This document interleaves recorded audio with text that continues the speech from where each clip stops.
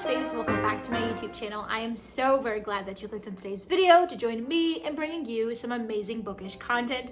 And as you can see by today's title, I'm back. It has been a little over a month. The last 2 months of the year of 2023 were absolutely insane for me. So much has happened and so much has changed. And I just wanted to hop on here and do my first video of 2024, tell you where I've been, what I'm currently reading, my January TBR, what to look forward to, and just all of the things. So without further ado, let's jump straight into today's video. Wow, guys. And if you're new here, hi, hello, my name is Olivia. I'm so glad that you guys are here. And if you like the content, it brings you any joy, do not forget to subscribe and hit your notification bell. Then every time I post, you'll be notified. And then share this content if you know anyone who would find it to be interesting and giving them some joy, just something to help them relax. And please share this content to them. But yes, where has Olivia been? I don't even know the last date of my upload. I think it was like December, early December last year. And then the month before that, November, I hadn't really posted too much. But yeah, life has just been crazy. I can definitely say seasonal depression and just your mental health and all of those things do get affected, you know, in the colder months. At least I've noticed that for myself. And so it's been just a lot to kind of process that and go through that. And then work has been very intense and a lot has been happening. And so there's a lot of pressure and a lot of weight on my shoulders. And so that has also been a huge stressor. And then just life. I think, you know, growing up and realizing that you're just an adult and a lot of responsibility does fall on your shoulders. I think all of those things kind of played a really big role in, you know, all the things that I've kind of gone through the last couple of months. I can definitely say I'm doing better now. I can definitely say that I'm excited to be in front of the camera and filming for you guys. I can definitely say I have missed this. I've missed posting content and just talking with you guys about books and different things in our lives. I really missed that because it was definitely a thing that I did to kind of release all of those emotions and all of those pent up feelings that I can have during maybe your work week or just different things in your life. This was my outlet. And so it was kind of hard to take a step back. I know I needed to, but I'm glad to be doing it again. And then I also got COVID. And so that was horrible. I actually got it the week before Christmas. And so that whole week, literally before the day of Christmas, I was sick. I didn't get my Christmas shopping done till literally the day before Christmas when I was finally cleared to leave the house. And then through the end of December, I was still not 100%. My voice was still leaving me, still coughing, congested, and now I can say I'm like 100% better. And so that was just a struggle in and of itself. But yeah, then obviously you can tell by the background that I'm in a new location now. And so we moved literally on Monday. And so that has changed. So literally the beginning of this year has been insane. And it's only been 14 days. And so yeah, like I've moved, I got COVID, my job has been crazy, needed a mental health break. All of the things happened in the last 2 months. And I don't know, I guess it's for the better, but I'm so glad to be back. I hope that gave you enough of an update and just where I've been. And then I want to just talk to you about the books I have been reading, what I was able to do over this last month, as well as the books I plan on reading this month and that I have started. And then give you maybe a little sneak peek of some of the things in the apartment. I am not done. Literally, I've only been in here a week. I have so much I want to do with the place, a whole series that I want to do to show you guys and just like, oh, I'm just so excited. The space is huge. I have so much room now. I have an office. I have 2 bathrooms. I have my master bedroom, like a laundry room. Like we have moved up. So I definitely want to take you guys along with that when I do it. But yeah, I think I'll give you a little sneak peek in this video. But before that, I kind of just want to talk about some books and what my plan is for 2024 with reading. I did set my goal on Goodreads to 50 books this year. Last year I read 40. I think my goal was 75. But again, like didn't read as much as I wanted to last year. So far this year, I finished 1 book. I am halfway through with another book, and then I started another one. Then I have a couple that I've been like slowly working on over the last couple of months that I want to complete. But yeah, so I guess we'll go into the first book that I finished. I will be posting a review video very soon. That is The Girl on the Train by Paula Hawkins. Now with this book, I was super hesitant. I was like, even though it's a really popular psych thriller, I'm not gonna read it because I read Gone Girl. And if you guys have not seen and not heard me say on my channel in the past, I absolutely hated that book. I DNF'd it maybe 25% in. I already knew what was gonna happen. I could tell by how it was going. And I just really didn't like it. And everyone did. I mean, it's rated so high on Goodreads. Everybody knows about it. And so this is another really popular psych thriller. And so I was kind of worried. I've had it on my shelf for like a year. I didn't want to read it, didn't want my hopes to kind of be plummeted by the book and everything, but I'm actually glad that I read it because now I can say I've read it. And the star rating and all of that will be in that juicy video that'll come for you guys soon. But like, yeah, it was an interesting thing. It was a lot going on, a lot of infidelity. There was just a lot, but I definitely think the spider web of it all came together. Is it one of the books that I love the most? Could I say that this is like on the top books of 2024? No, but it was good. And I can't wait to talk to you guys about it and more. So just let me know down below how excited you are of getting that with the book emoji. If you could post that down below to let me know how stoked you are to hear my thoughts on this book. I'd love it. And then to dive into the next book that I started for like my January TBR, I guess you can say, is Divine Rivals by Rebecca Ross. Now I've had this on my TBR list since it came out, or since it like was being talked about to come out, so maybe several months now. And I picked it up and decided to listen to it through Audible. So I'm like halfway done with this, and it is really good. It has the enemies to lovers trope, and that is my favorite romance trope ever. When I finish it, I definitely want to have a review video on this, and I think there's a book too. I feel like I heard someone say that recently. Yeah, I think I did. So I'll post a picture here if there is. And so I would love to read that, but it's been really good. I haven't read too much in the way of like fantasy-esque type books. Like I was going through the Throne of Glass series. I'm still not finished with the book that I started, which is, I don't even remember the name of it, to be completely honest with you. Oh, Crown of Midnight. I still need to finish that. So that was like the last fantasy book that I've dived into besides, what is it? The Wicked King of the Cruel Prince, that series. I need to finish Queen of Nothing. So like I haven't been reading too much in the way of that. I've dived more into like psych thrillers recently and just middle grade reading. And so I was really glad to pick up this YA book and be able to dive into it. It's really good so far. And I'm loving that. And then I started Lisa Jewell, The Invisible Girl. I picked this up at Barnes & Noble not too long ago. I really loved her None of This Is True. Oh my gosh. When I tell you, that was like a top book of 2023 for me.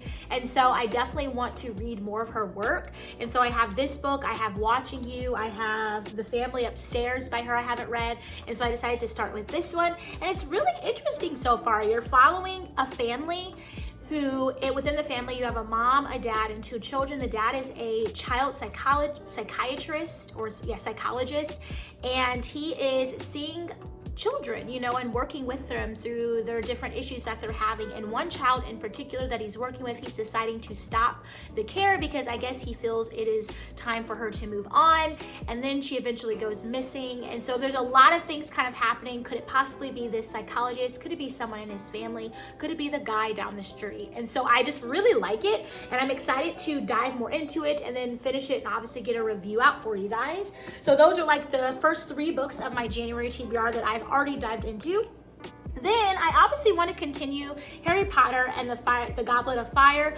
I have gotten to page 169. This is the super thick book, and I am not a fast reader, and I've been taking it in bits and pieces, and I have missed this book. I mean, I can say this is my favorite book so far of the series just because it's so vast. I kind of feel like with the other Harry Potter books, the first 3 books, it was like you started the book with Harry Potter back with his aunt, his uncle, and his cousin, kind of going through some horrible things, and then he gets swept away by like one of his friends and taken back to Hogwarts, and then it starts, he's you know, hunted after to be murdered, and then they figure out who it is, and it's Christmas time and he goes home.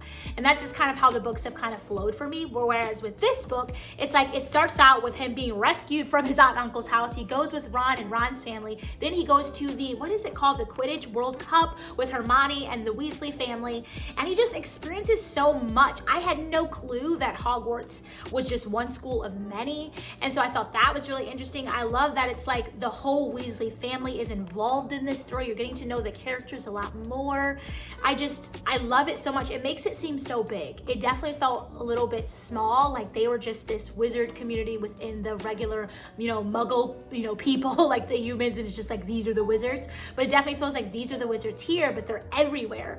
And so I don't know. I love it so much. It's really good, and I cannot wait to finish it. I definitely believe it'll be a 5-star for me, and honestly, probably my favorite book of the series, unless 5, 6, and 7 kind of just, pop off.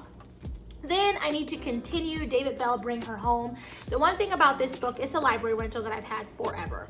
I've extended it so many times, but the thing with this book is that I feel as though the main character, or one of the main characters, the dad in this, he's a little bit, his inner dialogue, I get it, and it makes sense, because the gist of this book is you have a dad and a young daughter and his wife. His wife passes away, and then his daughter goes missing with her best friend. They're both found severely beaten, and the daughter's friend is murdered. And so you're trying to figure out what happened. The dad can't believe it. He doesn't even know how to raise a teenage daughter. His wife is dead. Now his daughter isn't responsive, laying in this bed. Who did it? And you're getting a lot of his internal dialogue of a grieving father, a grieving husband, which makes sense, but it's so intense, and it's like almost overly descriptive. I feel like you could use less words and less phrases in order for us to understand what he's feeling, versus making so many metaphors for like what he's feeling.